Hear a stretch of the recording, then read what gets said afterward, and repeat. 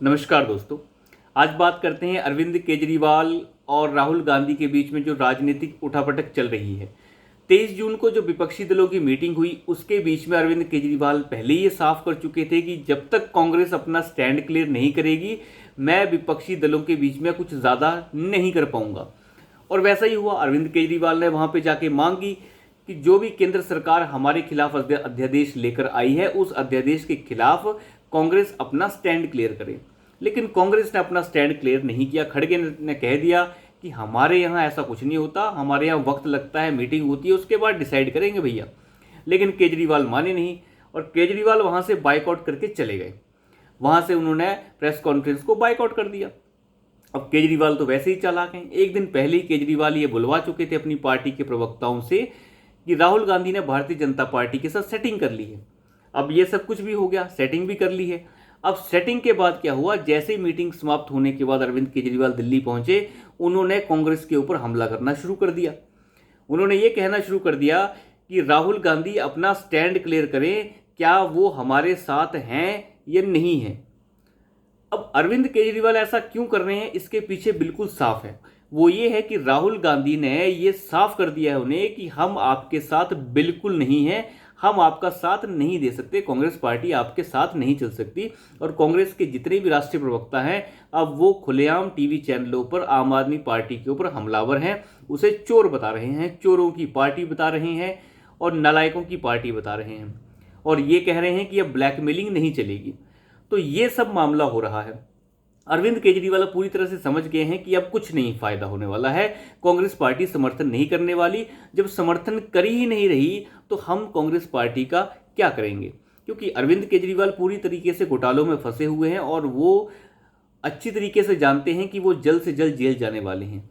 तो अगर बिल के ऊपर समर्थन कांग्रेस पार्टी कुछ कर देती तो बात अलग थी। जब समर्थन नहीं कर रही तो कांग्रेस जाए भाड़ में।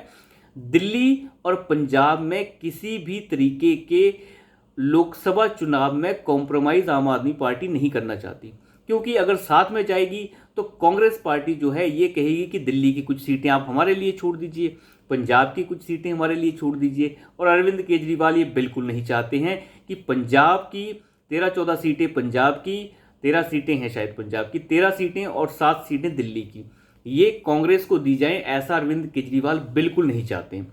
तो अरविंद केजरीवाल ये लेके चल रहे हैं कि जो 20 सीटें उनके पास ये आने वाली हैं, ये 20 की 20 उनके पास आ जाएं तो बेहतर रहेगा, क्योंकि कांग्रेस तो साथ देने वाली नहीं है। और अंदर ही अंदर केजरीवाल कम से कम इतना दिमाग तो रखते ही हैं कि वो ये बता सकें कि लोकसभा में जो बिल आराम से पास हो जाएगा, राज्यसभा में भी आराम से हो जाएगा। इतना दम भारतीय जनता पार्टी रखती है कि ऐसे छोटे मोटे बिलों को पास करा सके। जब 370 जैसे बिल राज्यसभा में, जहां माइनॉरिटी है सरकार की, वहां से पास करा सकती है, तो ये केजरीवाल किस खेत की मूली है। तो कुल मिला के बात यहां तक है, केजरीवाल इतने शातिर खिलाड़ी हैं, अब उन्हें पता चल चुका है कि भारतीय जनता पार्टी के साथ जो है इस तरीके से डील नहीं किया जा सकता जिस तरीके से वो डील करना अभी तक चाह रहे थे। लेकिन राहुल गांधी के मैसेज से कम अरविंद केजरीवाल को इतना एहसास हो गया कि राजनीति जितनी आसान होती है, जितनी आसान दिखती है, उतनी आसान है नहीं।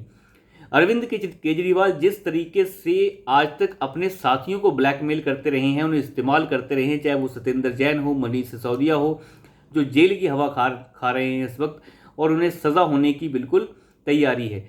तो वो लोग जिस तरीके से केजरीवाल के जाल में फंसे हैं, अरविंद केजरीवाल चाह रहे थे कि वो ब्लैकमेल करके कांग्रेस पार्टी को भी फंसा लें। लेकिन कांग्रेस पार्टी को फंसाना इतना आसान नहीं है, वो बेवकूफ़ नहीं है सामने जो ऐसे फंस जाएंगे।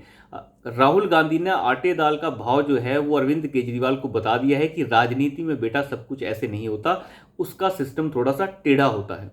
तो अरविंद केजरीवाल कम से कम अब इसके बाद विपक्षी एकता के नाम पे अब 12 जुलाई को नहीं मिलने वाले हैं, इतना तय हो चुका है। और मुंह की खा रहे हैं जगह जगह से। अरविंद केजरीवाल को इतने थप्पड़ पड़े हैं पिछले 2 महीने के अंदर अंदर, जितने उन्होंने राजनीतिक अपने जीवन में इतने थप्पड़ अभी तक सच में भी नहीं खाए होंगे।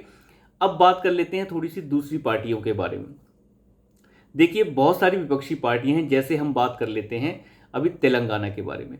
तेलंगाना में जो केसीआर हैं, के चंद्रशेखर राव हैं, उनकी जिस तरीके से विपक्षी एकता से उन्होंने अपनी किनारा किया है, वो भी एक देखने लायक चीज़ है। उन्हें पता है कि अगर विपक्षी एकता में अगर मैं जाता हूँ तो मेरे हाथ से तेलंगाना भी चला जाएगा। हालांकि तेलंगाना में आजकल उठापटक कुछ और चल रही है। तेलंगाना में बहुत सारे ऐसे नेता हैं जो भारतीय जनता पार्टी के नेता हैं। तेलंगाना की जो बीआरएस पार्टी है, बीआरएस पार्टी जो केसीआर की पार्टी है, उससे उठ के वो भारतीय जनता पार्टी में शामिल हुए थे, लेकिन वो नेता आजकल नाराज़ चल रहे हैं। अब उनकी नाराज़गी की वजह क्या है उसके बारे में मैं नेक्स्ट वीडियो में बात करूंगा। लेकिन जिस तरीके से केसीआर ने अपने आप को अलग कर लिया, ये भी एक बहुत अच्छी बात है, क्योंकि अगर वो इस तरीके से चलते तो बाद में बहुत ज़्यादा दिक्कत हो जाती। अब केसीआर अलग हैं। अब यही दिक्कत अखिलेश यादव के साथ है।